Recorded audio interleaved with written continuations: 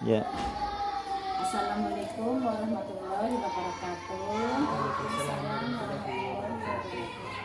Pada kesempatan hari ini kami akan melaksanakan kegiatan pasca observasi, di mana sebelum kita melalui pasca observasi ini kami telah melakukan tahap-tahap sebelumnya, yaitu yang pertama tahap pra-observasi, yang kedua tahap observasi, dan untuk pertemuan hari ini kami akan melakukan kegiatan pasca observasi. Kegiatan ini dilakukan sebagai aksi nyata tindakan kami di modul 2.3. Pada aksi nyata kali ini saya akan menyampaikan beberapa hal kepada teman sejawat saya, yaitu Bu Ita Himawati, selaku salah satu guru SD di Negeri Terilangkap 02. Beliau mengajar di kelas 1. Baiklah Bu Ita, mari kita mulai kegiatan hari ini. Yang pertama, Bu, gimana kabarnya Bu Ita pada pagi hari ini, Bu? Bu, alhamdulillah sehat. Saya senang sekali bertemu dengan Pak Adi dan Bu Indah. Saya alhamdulillah diberi kesempatan untuk lebih mengasah ilmu saya, Pak, di bidang pendidikan, terutama di pembelajaran di kelas 1 ini. Terima kasih atas kesempatan dan waktunya, sehingga saya punya rekan yang bisa mengingatkan saya pada saat pembelajaran khususnya di kelas 1. Terima kasih sekali Bu Ita atas waktunya. Pada saya telah memberikan waktu, dan di saat beliau itu sedang sibuk-sibuknya Pak, sekarang sedang mau mempersiapkan tes PPG. Kebetulan dia juga sedang menjalankan ujian penggeraknya. Mudah-mudahan kita selalu diberi kesehatan saja Bu, dan sehingga kita bisa melaksanakan kegiatan aktivitas sehari-hari kita Bu.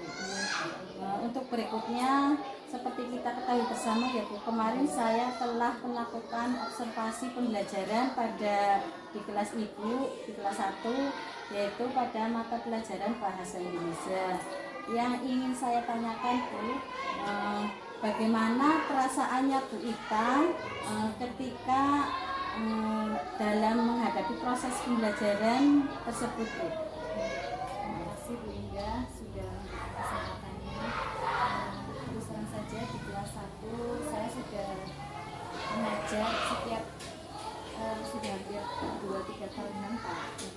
Tetap saja yang namanya peserta didik kan setiap murid itu berbeda-beda karakter ya Pak ya. Jadi bagaimana saya bisa menempatkan posisi saya pada serta didik tersebut, gitu Pak. Saya bisa membuat mereka senang dan mereka merasa bersemangat untuk belajar. Mungkin karena karakter saya senang dengan anak-anak ya Bu ya, jadi saya merasa enjoy saja Bu. Untuk di kelas 1 saya merasa senang, di kelas manapun saya insya Allah siap Bu, karena itu suatu tugas ya Pak ya. Jadi saya akan melaksanakannya dengan tanggung jawab dan sesuai kemampuan saya. Itu saja. Saya Kebetulan Bu Ita di sini juga sudah lama Pak pegang kelas 1, jadi dia itu mau kelas 1 itu, makanya kelas 1 itu mintanya dipegangnya sama dia Bu. Pengennya belajar, masih terus belajar ini. Terus dalam pembelajaran kemarin Bu, coba Bu ceritakan sedikit proses dari pembelajaran yang telah dilaksanakan Ibu kemarin Bu. Terima kasih. Alhamdulillah setiap pembelajaran itu kan kemampuan siswa berbeda-beda. Untuk tahun ini hampir 50% itu sudah bisa membaca Pak. Jadi saya merasa terbantu dengan siswa-siswa yang sudah bisa membaca, tetapi mereka masih belum mempunyai dasar pada saat membaca yang tepat, membaca yang benar. Itu saya paling kesulitannya di situ Bu, supaya bisa membuat peserta didik itu bisa tertanam cara membaca yang benar, cara membaca yang tepat sesuai dengan tanda baca, sesuai dengan penekanan-penekanannya. Itu yang perlu saya terus berlatih Bu, dan saya butuh kerjasama dengan berbagai guru di sini. Ya, Bu. Pada proses pembelajaran kemarin saya juga sudah melihat saat pelaksanaan observasi kemarin pembelajaran yang telah disampaikan oleh Bu Ita itu sudah sesuai dengan modul ajar yang disiapkannya, yaitu kemarin strateginya yaitu Bu Ita sudah melaksanakan persepsi serta dapat memotivasi siswa, Bu. Terus berikutnya Bu Ita juga sudah mengkondisikan siswa, di mana banyak siswa yang karena ini di kelas rendah mungkin ya Bu, jadi memang Bu Ita sudah bisa benar-benar mengkondisikan siswa agar siswa itu tidak banyak berjalan-jalan atau bertingkah di luar kehendak kita. Terus Bu Ita juga telah menggunakan pembelajaran dan metode yang sesuai, Bu. Di sini Bu Ita menggunakan alat peraga. Alat peraga yang digunakan Bu Ita juga kemarin sudah sesuai, yaitu menggunakan benda-benda konkret. Nah, di sini karena di sini belajar suku kata, beliau menggunakan bola itu sebagai alat peraganya. Di samping itu juga menggunakan poster kata yang digunakan. Terus selain itu juga menggunakan itu baju. Dia itu Bu Ita langsung membawakan baju, Bu, sehingga siswa akan merasa lebih semangat lagi dengan melihat benda-benda konkret yang ada di kelas tersebut. Sehingga pembelajaran itu yang saya amati itu sudah terlaksana dengan baik. Contohnya ketika guru itu sedang memberikan contoh suku kata yang telah diberikan oleh Bu Ita. Terus untuk pertanyaan selanjutnya, Ibu, dari proses pelaksanaan pembelajaran kemarin, apakah di kelas yang sedang diajarkan Bu Ita itu Bu Ita menemukan atau menemui hambatan-hambatan dalam proses pembelajaran tersebut? Betul sekali, Bu. Setiap peserta saya kadang mempunyai karena karakter yang berbeda-beda, otomatis beda-beda hambatan juga. Itu kesulitannya karena mungkin hampir 50% itu mereka menguasai membaca.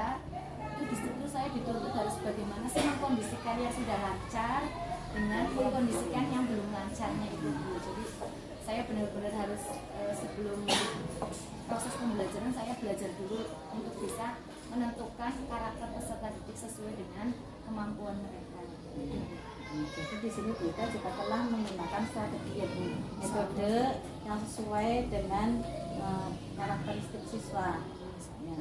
Terus karena di sini tadi ada hambatan-hambatannya, bagaimana Bu Ita itu untuk mencari solusi agar itu hambatan-hambatan tersebut bisa diminimalisir. Pertama saya mencoba pendekatan secara individu. Setelah pulang sekolah itu biasanya yang belum lancar saya bimbing atau dikasih jam tambahan, Bu. Jadi saya bisa melihat antara terlambatnya itu di huruf apa atau di suku kata mana, ya, supaya nanti pada saat saya pembuatan lembar kerja siswa LKPD itu saya bisa menentukan jenis soal yang menurut kemampuan peserta didik. Dengan berbagai metode, strategi, mungkin siswa itu juga akan lebih memahami, dan di samping memahami juga siswa akan lebih beraktivitas dengan apa yang telah diajarkan oleh Bu Ita, ya, Bu. Terus berikutnya yang ingin saya tanyakan adalah kira-kira setelah menemukan tadi solusinya itu dalam pembelajaran yang telah disampaikan oleh kita, kira-kira untuk kedepannya nanti itu Bu Ita akan melaksanakan pembelajaran yang seperti apa dan kapan itu sih pembelajaran yang tersebut akan dilaksanakan oleh Bu Ita? Untuk melaksanakan kegiatan yang kesulitan saya belajar tadi, yaitu saya berusaha untuk satu memberikan jenis sumber kerja yang berbeda-beda sesuai kemampuan. Yang kedua, saya akan membuat alat peraga yang sesuai dengan karakter siswa saya, dan juga saya akan berusaha untuk membimbing atau memberikan jam tambahan lagi yang lebih ekstra kepada peserta didik yang belum lancar dalam membaca, menulis ataupun berhitung. biasanya untuk jam tambahan itu berarti untuk siswa-siswa tertentu saja atau seluruh siswa? Biasanya saya beri kesempatan untuk seluruh siswa biar nanti yang sudah lancar pun saya jadi mengetahui mereka itu kemampuannya sampai berapa, cuma mungkin waktunya beda ya Bu, karena sudah lancar paling beberapa menit atau berapa jam, tapi untuk yang belum lancar itu waktunya lebih lama dibandingkan yang sudah lancar. Berarti anak-anak tersebut yang belum lancar membaca itu berarti pulangnya itu lebih siang. Iya. Dan itu pun saya minta persetujuan wali murid supaya apabila mereka pulangnya terlambat, wali murid tidak merasa khawatir. Dan alhamdulillah ini sudah berjalan beberapa tahun ajaran, mereka malah senang Pak, senang karena lebih aman di sekolah dan juga mungkin ada bimbingan dari gurunya langsung. Padahal mereka ada wali murid yang capek Bu, minta jam tambahan di rumah, minta les kayak gitu. Tapi saya terus terang saja untuk di rumah saya lebih fokusnya untuk keluarga Pak, karena saya juga seorang ibu ya Pak ya. Saya seorang ibu tidak akan menentarakan anak saya, apalagi anak kandung saya begitu. Jadi kalau di rumah saya pure untuk keluarga, kalau di sekolah saya untuk sekolah gitu. Kebetulan kan kelas rendah jam setengah 11 sudah pulang ya. Pulang. Jadi waktu Bu Ita itu di sekolah masih panjang, berarti masih bisa dimanfaatkan untuk menambah pelajaran bagi anak-anak tersebut daripada di rumah ya Bu. Iya. Sangat baik sekali Bu. Alhamdulillah Bu Ita telah berjuang untuk anak didiknya agar mereka itu semuanya bisa lancar membaca. Cuma gini Bu, sedikit tindak lanjut dari kemarin, dari pembuatan EKT kemarin, terus dalam proses pembelajaran kemarin, saya cuma ingin itu melaksanakan tindak lanjut tersebut, refleksi dari kegiatan yang Ibu kemarin laksanakan, yaitu kemarin Bu Ita itu belum melaksanakan refleksi Bu. Dalam proses pembelajaran itu seluruhnya sudah bagus Bu, cuma mungkin atau lupa atau gimana ya Bu, saya lihat kemarin pada akhir pembelajaran Bu Ita belum memberikan refleksi terhadap anak, terus anak juga belum memberikan refleksinya terhadap pembelajaran tersebut. Nah, itu faktor penyebabnya apa? Mungkin karena kadang di akhir pembelajaran itu kan kita dituntut harus mengumpulkan soal, terus siswanya pada saat akhir itu kebetulan kemarin saya kan belum mulai jam tambahan ya Bu ya, karena kebetulan waktunya juga belum tepat. Itu akhirnya mereka karena berkeinginan untuk segera pulang, mungkin capek juga, akhirnya saya sempat lupa Bu. Biasanya kadang ada, kadang kalau sudah terlalu lama mungkin karena waktunya mundur jadi saya lupa juga. Terima kasih. Jadi untuk kedepannya itu jangan lupa ya Bu, untuk kegiatan refleksi dari guru dan refleksi juga dari siswa-siswanya. Demikian itu saja yang bisa saya sampaikan Bu. Mudah-mudahan kedepannya kita itu sebagai calon guru penggerak, ayo kita bisa memanfaatkan kesempatan belajar ini untuk menularkan pada teman-teman kita agar mereka mau tergerak, mau belajar, karena yang namanya belajar itu bukan cuma siswa saja, karena orang yang sudah tua pun itu perlu belajar Pak. Jadi belajar sepanjang hayat gitu.